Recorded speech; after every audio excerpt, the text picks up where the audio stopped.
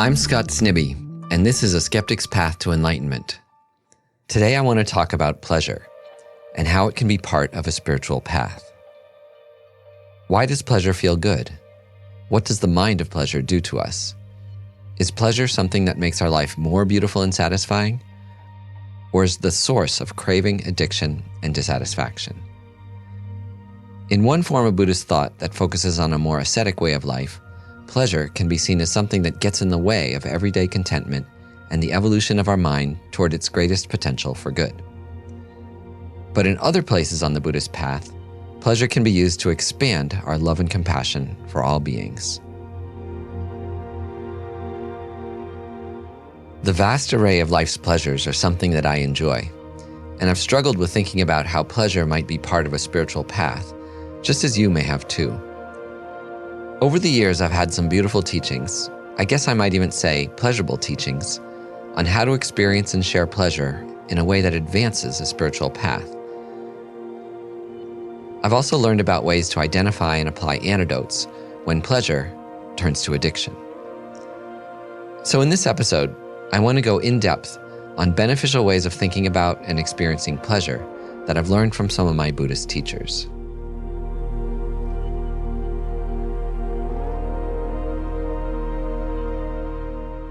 So why does pleasure feel good? There are logical, biological theories about pleasure.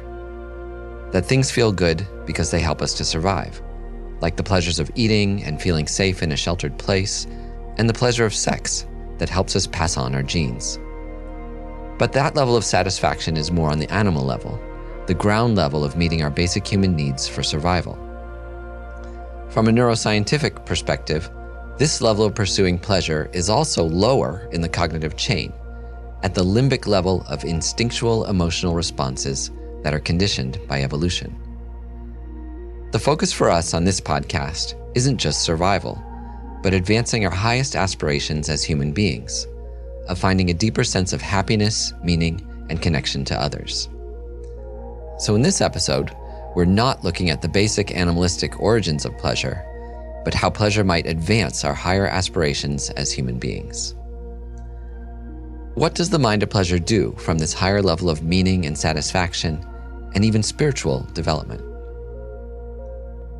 One way that pleasure helps us is that since it's a pleasant state of mind, we naturally have greater concentration on pleasurable experiences compared to experiences that aren't pleasurable.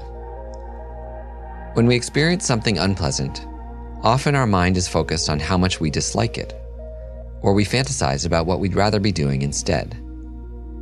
But during a pleasurable experience, we're often completely focused on that experience without much effort.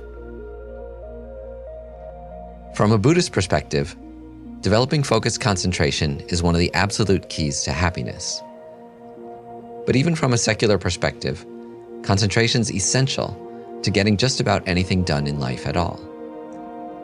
So it's useful to acknowledge that when experiences are pleasurable, they're easy to focus on. And pleasant experiences don't just induce concentration themselves, but they can even help us develop our overall capacity for concentration in a way that transfers to other forms of concentration, including the concentration of meditation.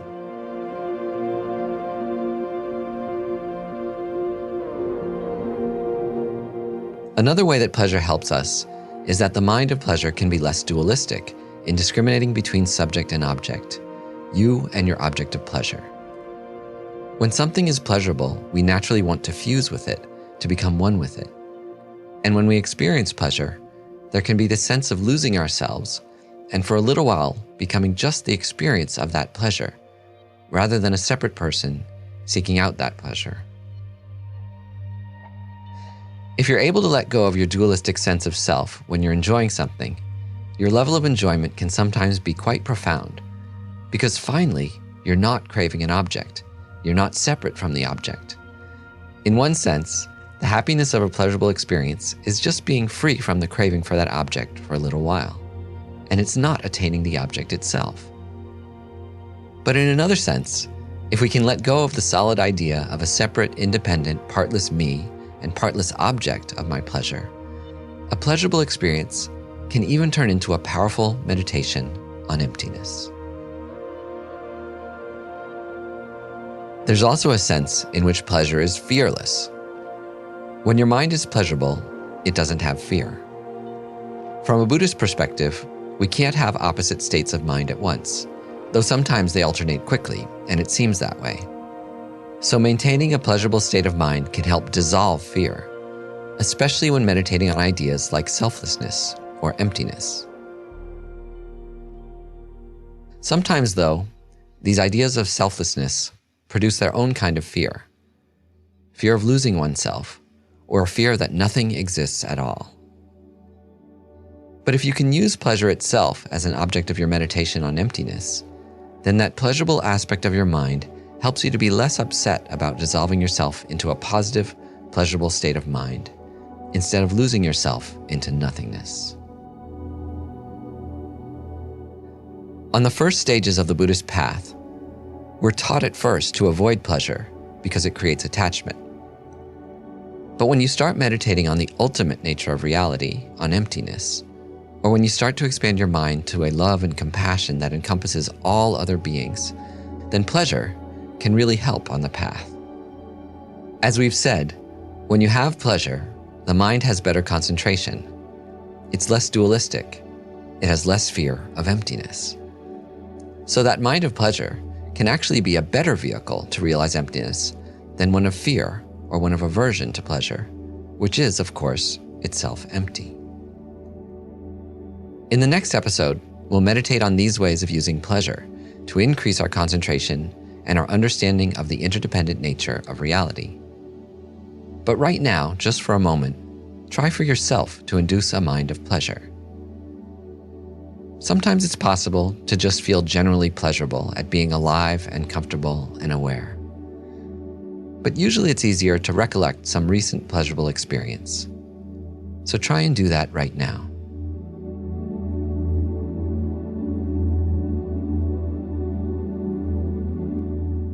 Then, within that mind of pleasure, try and focus on how it's impossible to find the body and mind, and impossible to find the object of pleasure. My body's made of innumerable parts. My mental experiences break down into a nearly infinite stream of momentary thoughts and perceptions. My body and mind come from innumerable causes and conditions around me, making me an interdependent, interconnected part of the universe, and not something or someone separate, partless, and independent. Now think about your object of pleasure. It's also made of parts that have causes. And it's your mind that wraps a label around these caused parts, the label of chocolate or a great TV show or sexual pleasure. You see with this method how you can even transform watching Netflix into a cause for spiritual development by turning your mind to the pleasure of the experience and then breaking down you, the show, and the experience of watching it into its parts, causes, and the mind labeling them as separate, pleasurable entities. I bet you never thought watching TV could lead to enlightenment. But part of non-duality is that any object or experience can be the grounds for understanding the interdependent nature of reality, how everything is empty of existing from its own side. If you really get into the habit of this, anytime there's a pleasurable sensation, you can try and unify it with the absence of inherent existence. But don't do this in too effortful of a way, because you'll become exhausted. And you also want to avoid doing this in a way that's too relaxed, because your mind will wander off. The right level of attention is not too strong or too loose. Usually we don't just jump to the most advanced level of practice. But if you've been following along with this podcast, or if you have your own experience with this or another version of the stages of Buddhist practice, you can benefit from going straight to the ultimate antidote, the ultimate level of practice, of trying to see reality as it actually is. And even if you're new to these ideas, hopefully it's inspiring, or at least interesting, to look at pleasure from this profoundly different point of view of the ultimate nature of reality.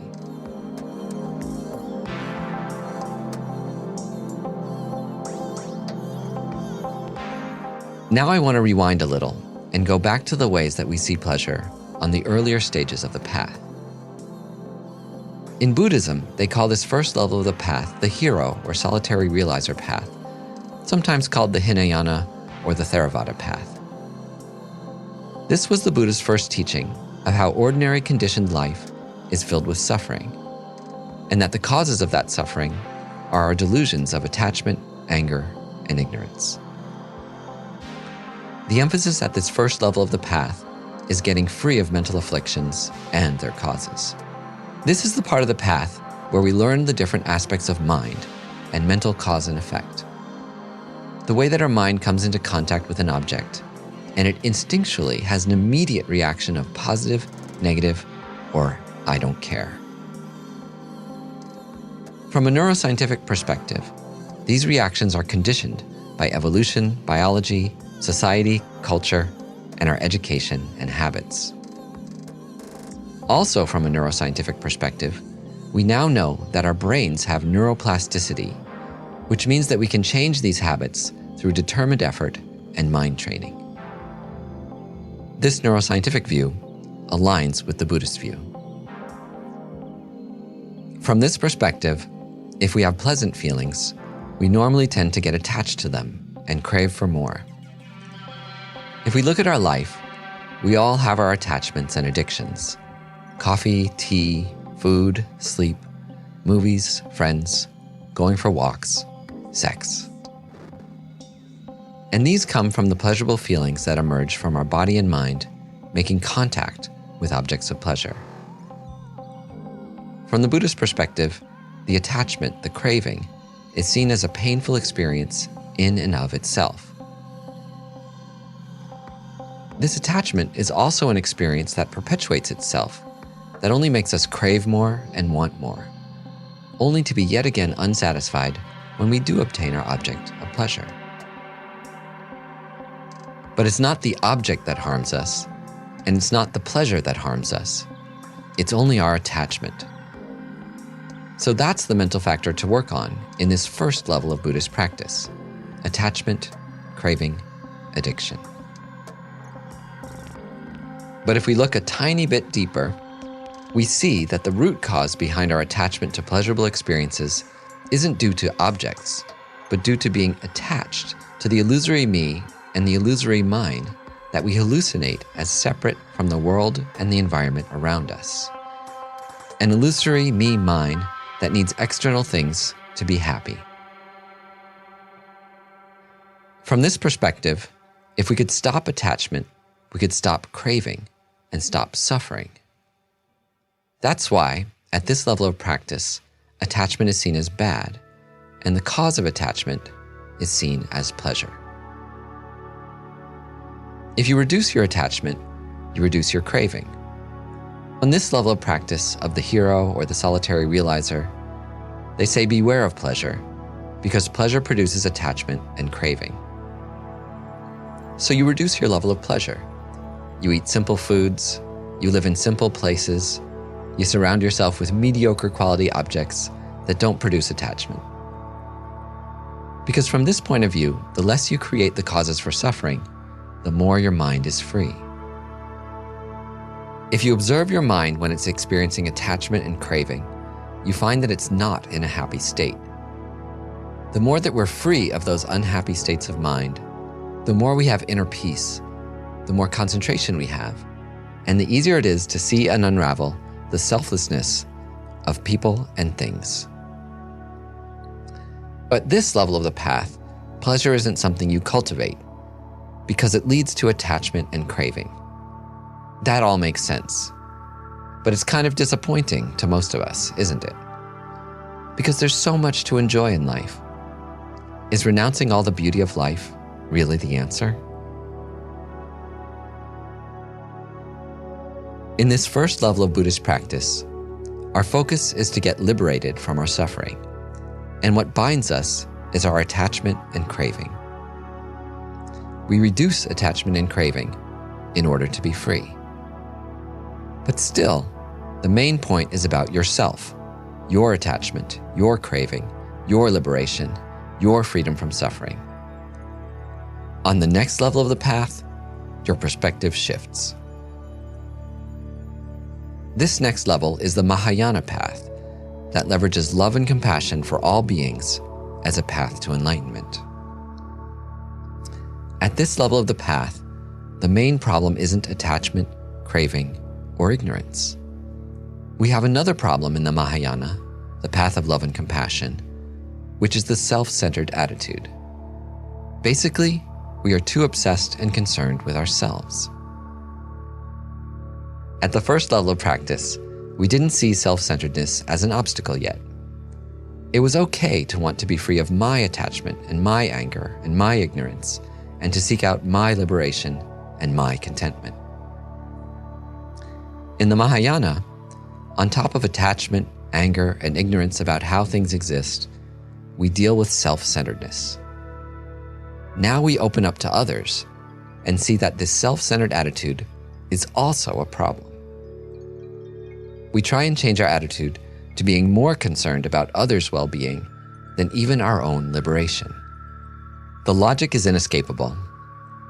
I'm one human being, and there are billions of other human beings that also want happiness and don't want to suffer. They're exactly like me. They have the same problems. Why am I so obsessed with me, with my problems? A more advanced practitioner, like the ideal of the bodhisattva, shifts her perspective so that instead of thinking about herself, she thinks about all other sentient beings all the time. The logical reason for this is that there are simply more of them than there are of me, and we all want the same fundamental happiness and causes of happiness. So how does this path of love and compassion, the Mahayana path, the Bodhisattva's path, affect our attitude toward pleasure? What we do is that whenever we have pleasure, we offer it to all living beings. And of course, you can't directly reach all living beings, so this is something you do mostly in your mind. As you enjoy a beautiful meal, you think, may all living beings enjoy such a nice meal. When you sit on a comfy couch, you think, may all living beings have a nice place to sit. Or may all living beings enjoy a great TV show, a walk on the beach, or the pleasures of making love. Whenever you have pleasure, you offer it to all beings. This process is sometimes called universalizing, and we talked about it in episode 31 of this podcast. You try and cultivate this idea that the aim of your life is to bring the causes of happiness to all living beings. Everyday happiness, but also the deeper forms of happiness, like the beneficial states of mind of love and compassion that lead to the happiest, most meaningful, connected, and purposeful life we can lead. The purpose of your life is to live for the benefit of all beings, to whatever extent you can, aided by the wisdom of great teachers who can help us learn how to actually pull this off. When you have the opposite of pleasure, when you have pain, these techniques work equally well. You think, by my experiencing this pain, may all living beings experience no pain. Imagining that I free all beings from pain by myself experiencing pain. When I'm tired, I take all the tiredness of all living beings upon myself. May they be free. Or when I'm lonely, hurt, scared, suffering loss, or even feeling attachment or anger, I can take on all other beings' loneliness, hurt, fear, loss, attachment, and anger, so that they might be free of these. It's an inner alchemical process that of course doesn't magically take away all the suffering of the world. But if you try it, with persistence, you can see that it does erode our own suffering and expand our minds with a joyful sense of love and compassion and presence for others. Whatever problem we have, we imagine experiencing it on behalf of all living beings, imagining we've freed them from it ourselves. And instead of being this small, separate person, psychologically, you become all living beings. The great Buddhist saint Shantideva says you can think of all these beings the same way you think of the limbs of your body. I don't just take care of one limb, I take care of my whole body. So why not take care of humanity in just the same way? Instead of taking care of this one being, me, take care of all living beings. So whatever pleasures life offers you, offer them to all living beings, including the higher pleasures of meditative concentration, of mental states of love and compassion, and of your altruistic acts.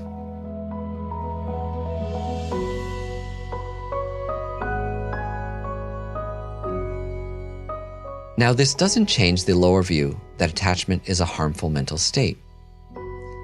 You can still see how pleasure can lead to attachment and craving, but you change the perspective. Instead of being centered on yourself, you look at the perspective of being centered on all living beings. Instead of being attached to the self, you become attached to all living beings. It's still attachment, but it's a much better form. With this perspective, when you experience pleasure, it doesn't matter quite as much. When you experience pain, it doesn't matter quite as much, because you're not as concerned about you, more with others.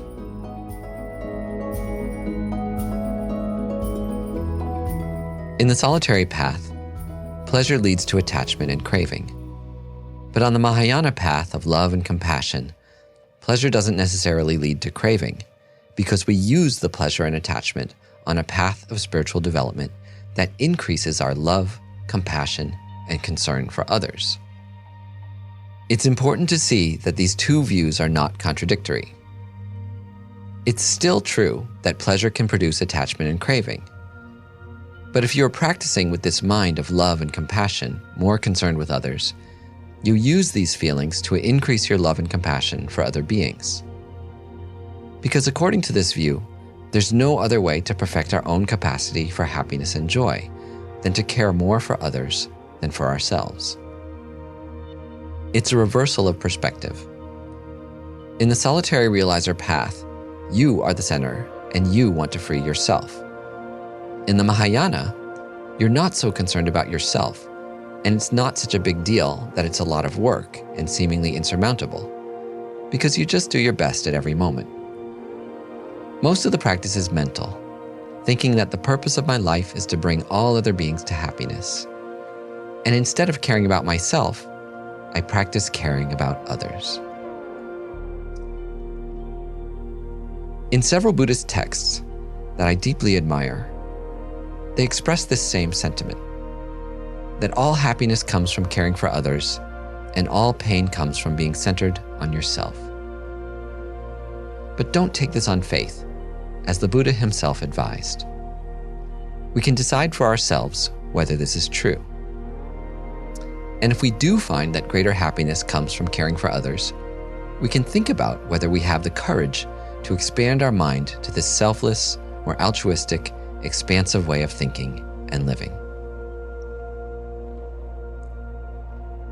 These aspirations to think and live so altruistically can be overwhelming and may seem impossible. So there are a couple of things my teachers have suggested to remember to help you enter and stay in this path. The first is the idea that our minds are fundamentally pure. That when we probe beneath the illusory ego, when we're able to free our minds from the hallucination of an independent, partless, unitary ego self, we can experience this open, spacious, pure aspect of our mind, a more fundamental aspect of our mind that's always there beneath the surface. Where is the ego? If we search for it, we find the construct of our memories, our habits, our life experience. The construct appears to be there all by itself, not arising from something else. It seems solid and separate.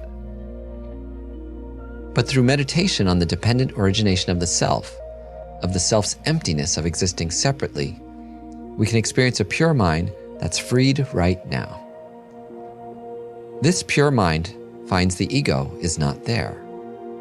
The mind as a separate, unchanging entity is not there.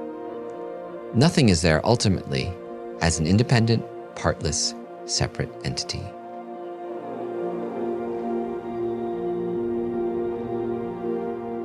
This clear knowing aspect of our mind is already there underneath these grosser, illusory aspects of our mind. With an understanding of emptiness, we can pass through the ego, like when you fly above a solid layer of clouds to find the clear blue sky. Right now, we see only the clouds. So when pleasure is mixed with this deeper, interdependent understanding of our mind and the mind's innate goodness, it's no longer ordinary pleasure. Pleasure doesn't produce attachment anymore because it's mixed with emptiness. So whatever sensation you have, try and see the experience of pleasure you have as mixed with emptiness, as interdependent, made of parts, not separate, labeled by the mind. Try and always remember the interdependent nature of pleasurable things like food, clothes, sounds, and pleasurable sensations. Try to always see their essencelessness. If you can do that, then pleasure doesn't produce attachment. And there's no contradiction. Neither view is absolutely true, negating the other. On one level of the path, pleasure disturbs our mind, causes attachment and craving. On another, it can be used to generate love and compassion by offering it to all beings. And on yet another, we can see the interdependent, empty nature of pleasure and use it to see how everything is already uncontaminated. This is possible if we can see things how they truly are.